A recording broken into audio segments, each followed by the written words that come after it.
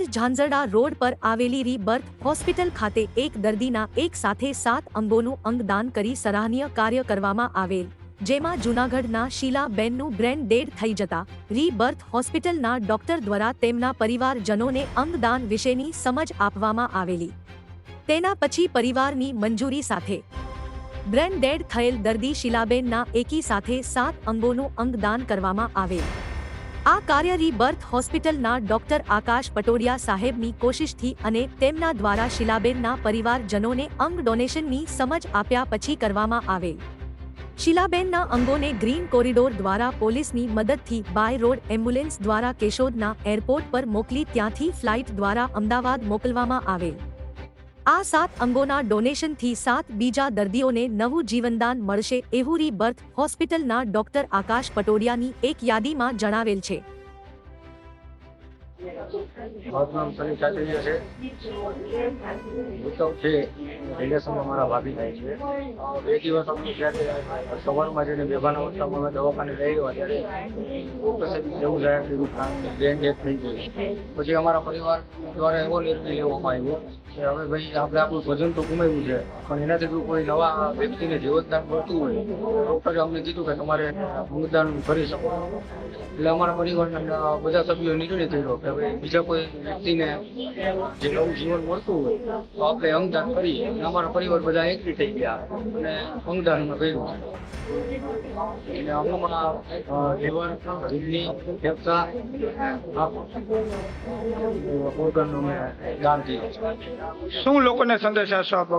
લોકોને સંદેશ છે કે અમારું ભજન ગુમાવ્યું એનું દુઃખ છે, પણ બીજા 7 એનાથી જો નવું જીવન મળતું હોય તો આ નવા વર્ષની ખુશી તો બીજી શું હોય? હા, કઈ રીતે ભાઈ આ દાન કરવું હોય અને કોઈને જિંદગી મળતી હોય તો ખરેખર સમાજમાં દાન બધાને ખબર પડે કે દાન કરવું જોઈએ.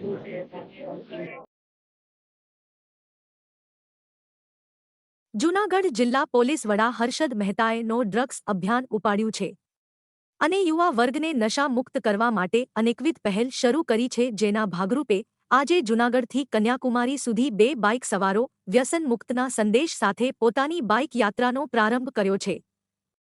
જેમાં જિલ્લા પોલીસ વડા હર્ષદ મહેતાએ આજે એસપી કચેરી ખાતેથી ફ્લેગ ઓફ આપીને આ બંને બાઇક સવાર જશરાજ નિલેશભાઈ મેવચા અને હાર્દિક નીતિનભાઈ કારિયાને જૂનાગઢથી પોલીસ અધિક્ષક હર્ષદ મહેતા દ્વારા આ બંને બાઇક રાઇડરોનું પ્રસ્થાન કર્યું હતું.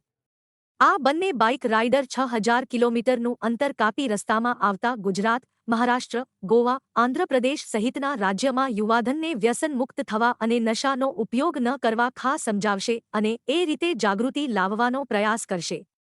જિલ્લા પોલીસ વડા હર્ષદ મહેતાએ બંને બાઇક સવારોને આ અભિયાનમાં જોડાવા બદલ શુભકામના પાઠવી હતી.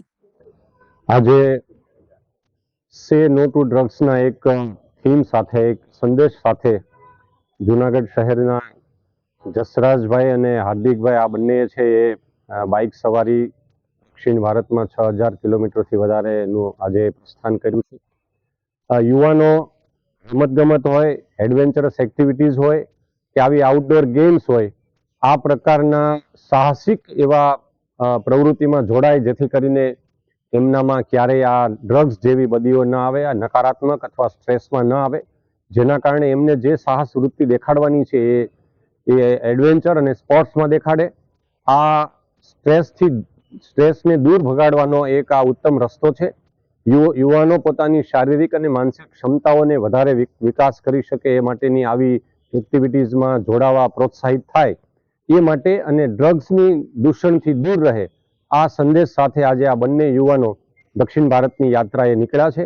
હું એમને જૂનાગઢ પોલીસ વતી ખૂબ ખૂબ અભિનંદન પણ આપું છું અને શુભેચ્છાઓ આપું છું. એમના માતા પિતાને પણ ખૂબ ખૂબ અભિનંદન આપું છું કે યુવાનોને એમણે આવી સાહસિક પ્રવૃત્તિઓ સાથે એમને પ્રોત્સાહિત કર્યા છે. ફરીવાર સમાજમાં, આપણા જૂનાગઢ જિલ્લામાં યુવાનો ડ્રગ્સની બદીથી દૂર રહે અને આવી સાહસિક પ્રવૃત્તિઓમાં, રમતગમતમાં જોડાય એવી હું તમામને અપીલ પણ કરું છું. Thank you. જય હિન્દ. જૂનાગઢ શહેરમાં 31મી ડિસેમ્બરને ધ્યાનમાં રાખી જૂનાગઢ જિલ્લા પોલીસ દ્વારા જૂનાગઢ શહેર અને સાથે સાથે જૂનાગઢ જિલ્લા આખામાં મોડી રાત્રિ સુધી પોલીસે સતત કાર્ય કરી અને ચેકપોસ્ટ બનાવી અને શહેરના અલગ અલગ વિસ્તારોમાં વાહનોનું તેમજ નશો કરીને જે વાહન ચાલકો વાહન ચલાવતા હોય તેવા તમામ બાઇક ચાલકો તેમજ તમામ ફોરવ્હીલર વાહનો સામે જૂનાગઢ જિલ્લા પોલીસ તંત્ર દ્વારા ચેકિંગ હાથ ધરાયું હતું, જેમાં બ્રીથ ટેસ્ટિંગ કરીને વાહન ચાલકોની ચેકિંગ કરવામાં આવી હતી તેમજ વાહનો અને ડોક્યુમેન્ટ્સ ચેક કરવામાં આવેલ, જેથી કરી નવા વર્ષની ઉજવણીના સંદર્ભે કોઈ હાનિ કે નુકસાન ના સર્જાય અને કોઈ આકસ્મિક બનાવ ના બને અને ગુનાહિત પ્રવૃત્તિ કરવાવાળા તત્વોને રોકી શકાય. તકેદારી બંદોબસ્ત રાખવામાં આવેલો છે, જેમાં 40 કરતા વધારે ચેકપોસ્ટ કાર્યરત છે. દરેક ચેકપોસ્ટ ઉપર પીએસઆઈ અથવા તો એએસઆઈ કક્ષાના અધિકારી સાથે 4 થી 5 પોલીસ કર્મીઓ, કેસ એનાલાઇઝર અને અન્ય લાઇટ વેટર સાથે બંદોબસ્તમાં તૈનાત છે. વધુમાં જે શંકાસ્પદ સ્થળો અને શંકાસ્પદ ઇસમો જાણીતા બુટલેગરોના ત્યાં લોકેશનો ચેક કરવામાં આવેલા છે. આ ઉપરાંત ક્રાઇમ બ્રાન્ચ અને CCTV દ્વારા પણ સર્વેલન્સ રાખી આ તમામ વિસ્તારોમાં કોઈ ઇલીગલ પ્રવૃત્તિ ધ્યાને આવે તેમના અવોઇડ કરવા માટે ખાસ કરીને ઝાંઝડા ચોકડી, દુલમ બાયપાસ, સાબરપુર ચોકડી, શહેરી વિસ્તાર, આ ઉપરાંત ગળુ ચેકપોસ્ટ, પોરબંદર, અમરેલી, રાજકોટ, આંતર રાજ્ય, આંતર જિલ્લા અને ઇન્ટર પોલીસ સ્ટેશનની જે ચેકપોસ્ટ છે તેના ઉપર મોટા પ્રમાણમાં પોલીસ બંદોબસ્ત રાખવામાં આવ્યો છે. શહેરી વિસ્તારમાં છે નેત્રમની ટીમ દ્વારા પણ સર્વેલન્સ રાખવામાં આવે છે.